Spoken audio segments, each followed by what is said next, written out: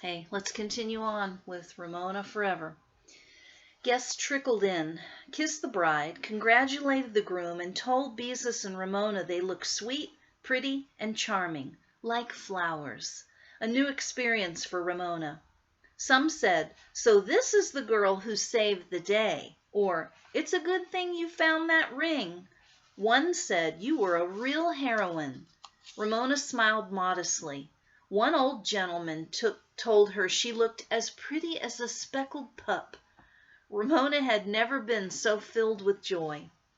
Aunt Bee's class was shy about kissing the bride, so the bride kissed every one of them. Some said hi to Ramona, others told her they had heard about her from Miss Day, or said it was a good thing she found the ring. Some girls wistfully told her they thought her dress was pretty. Several boys said, "How come you're not wearing shoes?" Ramona did not mind. She was so happy she felt as if she could stand in that receiving line forever. But of course, it all came to an end, and when it did, Howie's grandmother actually thanked Ramona for finding the ring, smiled a real smile, and told her she looked pretty. Waiters passed trays of tiny sandwiches and punch. Ramona noticed each member of her aunt's class, was careful to take only 2 sandwiches, which showed Aunt Bee had told them how to behave. No one spilled punch, nobody threw up. Ramona helped herself to 3 sandwiches. As the member of the wedding party, she felt she deserved them. Besides, she was hungry. As she nibbled to make the sandwiches last, she had an idea that she whispered to Beezus. "If we had some string, we could tie our slippers to the bumper of Uncle Hobart's truck. We can't wear them anymore." Beezus, usually so proper, was delighted with the idea. There must be some string someplace. "I'll ask Howie," said Ramona. Howie, who was leaning against the wall stuffing himself with what Ramona considered more than his share of sandwiches, and looking embarrassed because the girls from Aunt Bee's class were staring at him, liked the idea. "I don't carry string in these pants," he said, "but I bet I can find some." He began to ask around among the boys from Aunt Bee's class, and sure enough, string was found in several pockets.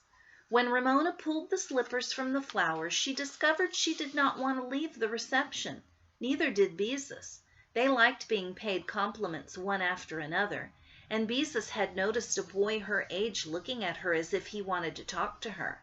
Besides, the bride was about to cut the wedding cake. "You do it." Ramona shoved the shoes at Howie. "Sure," agreed Howie, glad to escape. The donors of the string went with him, and by the time the cake was cut, they returned looking pleased with themselves and ready for their share of cake. Uncle Hobart, whom Ramona had been avoiding because she felt ashamed that she had not been nicer to him, cornered her. "I want to thank my niece for saving the day by finding the ring," he said, and kissed her. His beard was not actually as scratchy as she had expected. "Thank you, Uncle Hobart," she said, shy about calling him uncle for the first time. "It's nice, sort of, having an uncle, and thank you for our dresses." "You're welcome, and I like having another spunky niece." Uncle Hobart and Ramona were friends. Peace at last.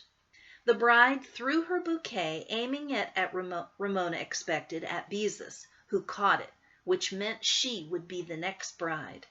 The newlyweds, both laughing, ran out to Uncle Hobart's truck in a shower of rice and birdseed and drove off. 2 pairs of white slippers danced from the rear bumper. The wedding was over. The Quimbys climbed into Grandpa Day's rented limousine and sank back into the rich upholstery with happy sighs. "You could make teddy bears out of these seats, they were so soft and furry," thought Ramona. "Funny about those white shoes on the back of the truck," remarked Mr. Quimby. "They sure looked familiar." The girls burst into giggles. "They hurt," confessed Ramona. "They were too tight." Mrs. Quimby, resting her arms on Algy, smiled.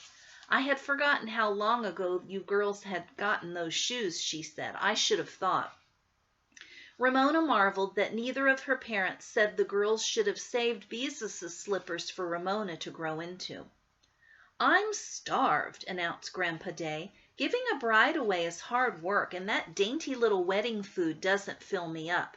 When we get home, I'll send out for a pizza." Pizza, thought Ramona. A limousine and pizza, the end of a perfect day. Chapter 10 is called Another Big Event. Let's start it. After the wedding, everyone felt let down, the way they always felt the day after Christmas, only worse. Nothing seemed interesting after so much excitement. Grandpa Day had flown back to his sunshine and shuffleboard. Mr. Quimby was at work all day.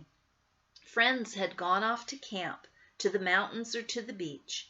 Howie and Willa Jean had gone to visit their other grandmother. "Girls, please stop moping around," said Mrs. Quimby. "We can't find anything to do," said Beezus. Ramona was silent. If she complained, her mother would tell her to clean out her closet. "Read a book," said Mrs. Quimby. "Both of you read a book." "I've read all my books 1,000,000 times," said Ramona, who usually enjoyed rereading her favorites. "Then go to the library." Mrs. Quimby was beginning to sound irritable. "It's too hot," complained Ramona. Mrs. Quimby glanced at her watch. "Mother, are you expecting someone?" asked Ramona. "You keep looking at your watch." "I certainly am," said her mother. "A stranger." With a big sigh, Mrs. Quimby sank heavily to the couch, glanced at her watch again, and closed her eyes. The girls exchanged guilty looks. Their poor mother, worn out by Algy kicking her when there was so much of her to feel hot. "Mother, are you all right?" Beezus sounded worried. "I'm fine," snapped Mrs. Quimby, which surprised the girls. That evening, the sisters helped their mother put together a cold supper of tuna fish salad and sliced tomatoes. While the family was eating, Mr. Quimby told them that now that the Hawaiian holidays sale, with bargains and fresh pineapple and papaya, had come to an end, all the ShopRite markets were preparing for Western Barbecue Week, with specials on steak, baked beans, tomato sauce, and chili. He planned to paint bucking broncos on the front windows. Mrs. Quimby nibbled at her salad and glanced at her watch. And everybody will see your paintings," said Ramona, happy that her father was now an artist as well as a market manager. "Not quite the same as an exhibit at the museum," said Mr. Quimby, who did not sound as happy as Ramona expected.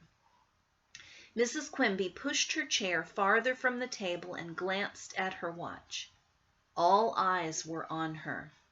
"Well, shall I call the doctor?" asked Mr. Quimby. "Please," said Mrs. Quimby as she rose from the table, hugged Algy, and breathed, "Oh." Ramona and Beezus, excited and frightened, looked at one another. At last! The fifth Quimby would soon be here. Nothing would be the same ever again. Mr. Quimby reported that the doctor would meet them at the hospital. Without being asked, Beezus ran for the bag her mother had packed several weeks ago. Mrs. Quimby kissed her daughters. "Don't look frightened," she said. "Everything is going to be all right. Be good girls, and Daddy will be home as soon as he can." She bent forward and hugged Algy again. The house seemed suddenly empty. The girls listened to the car back out of the driveway. The sound of the motor became lost in traffic. "Well," said Beezus, "I guess we ought to do the dishes." "I suppose so." Ramona tested all the doors, including the door to the basement, to make sure they were locked. "Too bad Picky isn't here to eat all this tuna salad no one felt like eating." Beezus scraped the plates into the garbage. To her own surprise, Ramona burst into tears and buried her face in a dish towel. "I just want Mother to come home," she wept. Beezus wiped her soapy hands on the seat of her cut-off jeans. Then she put her arms around Ramona, something she had never done before. "Don't worry, Ramona. Everything will be all right. Mother said so, and I remember when you came." Ramona felt better. A big sister could be a comfort if she wanted to. You got born and Mother was fine. Beezus handed Ramona a clean dish towel. Minutes crawled by. The long Oregon dusk turned into night.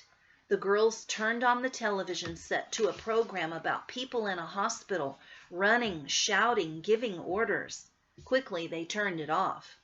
"I hope Aunt Bee and Uncle Hobart are all right," said Ramona. The girls longed for their loving aunt who was cheerful in times of trouble and who was always there when the family needed her. Now she was in a truck, riding along the Canadian highway to Alaska. Ramona thought about bears, mean men.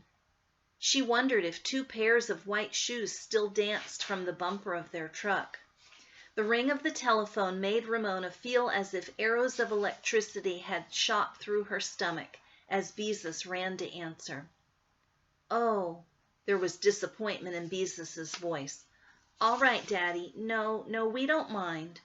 When the conversation ended, she turned to Ramona, who was wild for news, and said, "Algy's taking his time. Daddy wants to stay with Mom and wanted to be sure we didn't mind staying alone. I said we didn't, and he said we were brave girls." "Oh," said Ramona, who longed for her father's return. "Well, I'm brave, I guess." Even though the evening was unusually warm, she closed all the windows. "I suppose we should go to bed," said Beezus. "If you want, you can get in bed with me." "We better leave lights on for Daddy." Ramona turned on the porch light as well as all the lights in the living room and hall before she climbed into her sister's bed. "So Daddy won't fall over anything," she explained. "Good idea," agreed Beezus. Each sister knew the other felt safer with the lights on. "I hope Algy will hurry," said Ramona. "So do I," agreed Beezus. The girls slept lightly until the sound of a key in the door awoke them. "Daddy?" Beezus called out. "Yes." Mr. Quimby came down the hall to the door of Beezus's room. "Great news! Roberta Day Quimby, 6 pounds 4 ounces, arrived safe and sound, and your mother is fine." Barely awake, Ramona asked, "Who's Roberta?" "Your new sister," answered her father, "and my namesake." Sister! Now Ramona was wide awake. The family had referred to the baby as Algy so long she had assumed that of course she would have a brother. "Yes, a beautiful little sister," said her father. "Now go back to sleep. It's 4 o'clock in the morning, and I've got to get up at 7:30. Okay, that's great news. We'll finish the book next time. See you then.